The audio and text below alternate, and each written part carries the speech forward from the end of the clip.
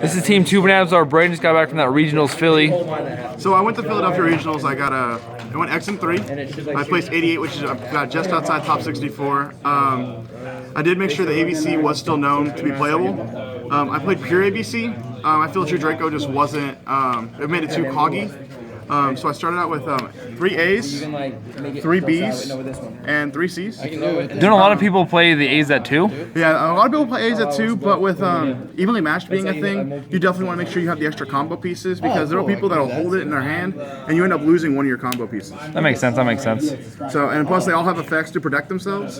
Unfortunately, they can't protect themselves from evenly matched, so you want to make sure you have those extra copies. Okay. Let's see if I can do it. I then played 2 gold and 2 silver gadgets. I've seen a lot of lists playing it at 3. I feel that it's too cloggy because you end up drawing multiples of them in your hand, so you end up missing out on your ABC pieces. Okay. They do have good effects in graveyard, but you really don't use them for that. Okay.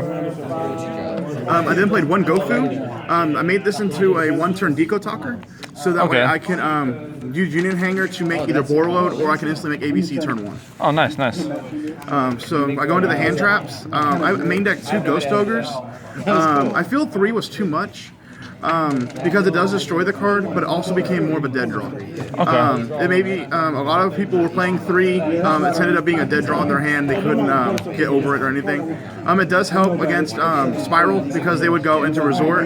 Other than that, there wasn't really a lot to go into. Okay. The 1 Max C, obvious reasons. A lot of decks special summon. I think I played 1 deck that didn't special summon. I played against World Chalice. Is that an ulti, Maxi? That's hella nice. I did pick that up at the event.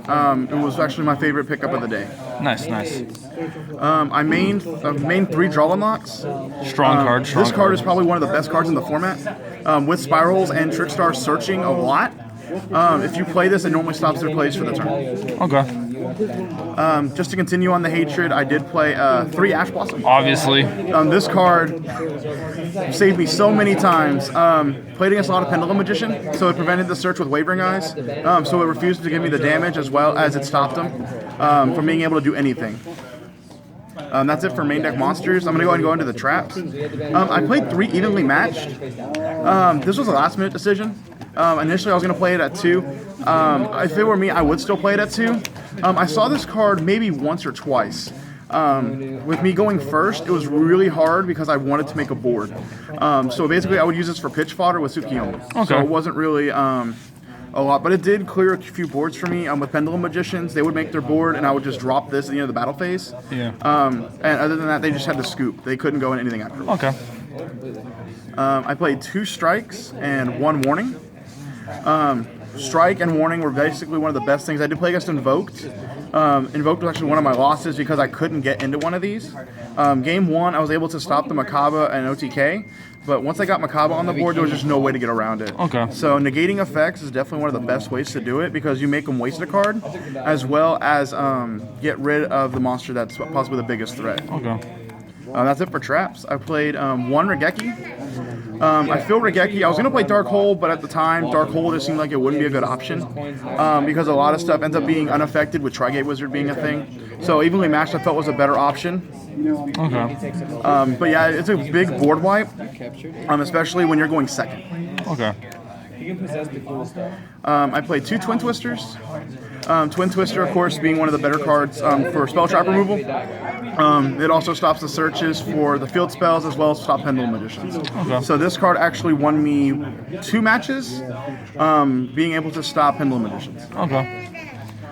Basically, I played 6 field spells. I played the 3 Terraforming and 3 Union Hanger.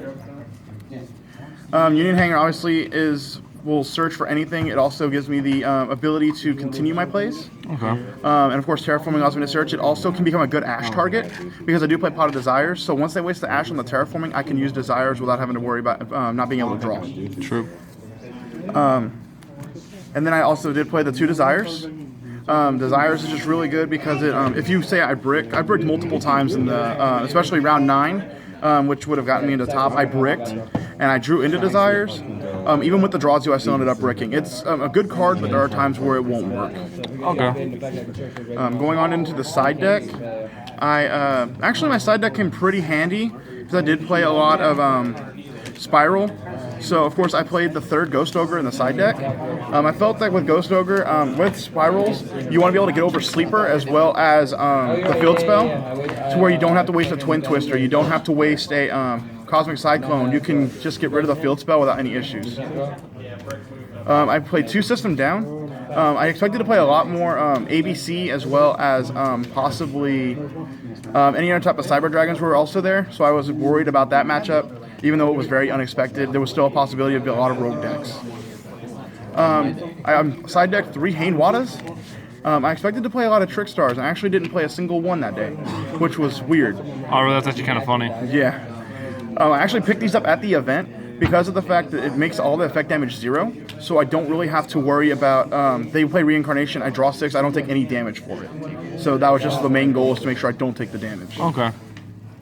I side decked 3 Cosmic Cyclones because, as well as you play against True Draco, you don't want their spell and traps to go to grave. You want to make sure that they get banished so they can't get any effects off of it. True. It also stops the Magician's Pendulum cards because of the fact that they're not being destroyed, so they don't get their effects. I played 2 Anti-Spell Fragrance, obviously for Pendulum Magicians, so that way they can't make their Pendulum Scales. I played 2 Ghost Reaper Winter Cherries. This card actually saved me against Spiral twice because I was able to get rid of the double Helix. Once you get rid of the double Helix, they just scooped. It also stopped. I had Totally Awesome, so in case I did play Paleo, I had my way around it. And then 2 Artifact Lancia. This was sided just in case. Of course, you're going to know a lot of people are going to play evenly matched. A lot of them actually played it in the side deck. So, of course, I sided these in for whenever I was going second or going first. Because they'll wait a turn and then evenly matched.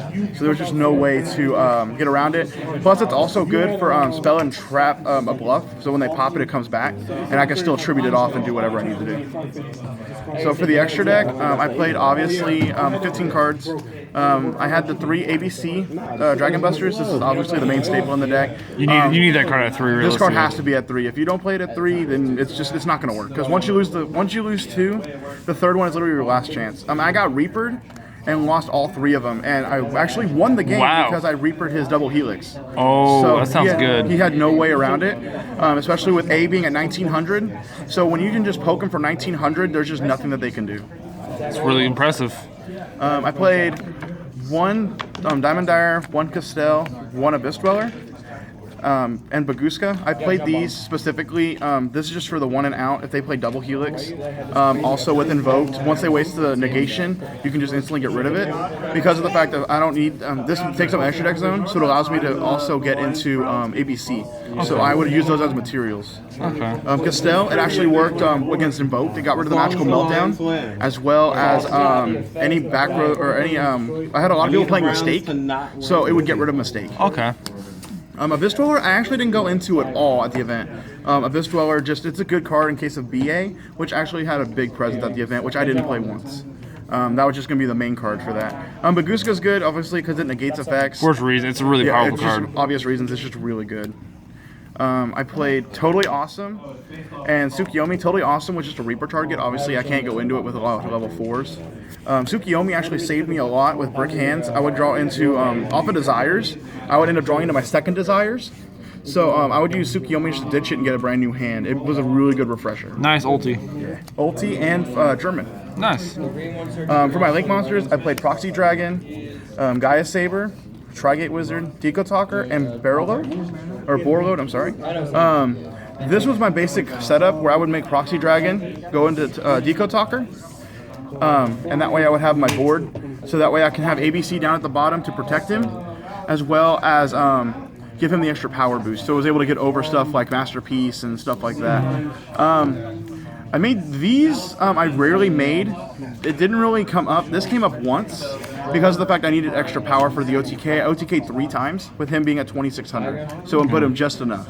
Okay. Trigate Wizard's a good card. I never really was able to go into him because I couldn't get any combos off because I was more worried about getting ABC to banish.